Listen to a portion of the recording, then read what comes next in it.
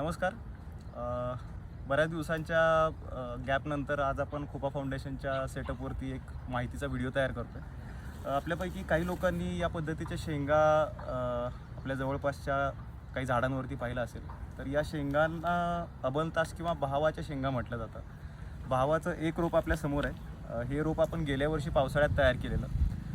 बऱ्याच लोकांना प्रश्न असतो की बहावाची रोपं तयार कशी करायची. आम्ही बिया रुजवल्या पण त्यापासून काही रोपं तयार होत नाही आहेत. तर त्यासाठी एक सिम्पलवाली ट्रिक मी तुम्हाला दाखवतो आहे. ही बहावाची बी आहे आणि या बीला जर का तुम्ही पाण्यामध्ये आहे असं भिजवून ठेवलं किंवा जमिनीमध्ये लागवड केली तर ही बी लगेच अंकुरित होत नाही. तर यासाठी तुम्हाला एक छोटी ट्रिक काय करावी लागते.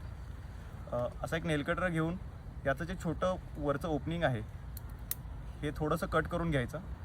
तुम्हाला इथे असं पाहायला मिळेल की थोडंसं कट केल्याच्या नंतर पाणी आतमध्ये जाण्यासाठी एक जागा तयार होते आणि ही जेव्हा तुम्ही पाण्यामध्ये भिजवून ठेवता साधारण 12 तासांसाठी तर या पद्धतीमध्ये तुम्हाला त्याच्या साईजेस वाढलेल्या दिसतात आणि या पद्धतीचं वाढलेल्या साईजेसचं जे बी आहे हे याचं तुम्ही जेव्हा रोपण करता ना साधारण 1-2 आठवड्यांमध्ये तुम्हाला याच्यामधून अंकुर फुटलेला दिसेल आणि वर्षभरामध्ये असं एक झाड तयार झालेलं दिसेल.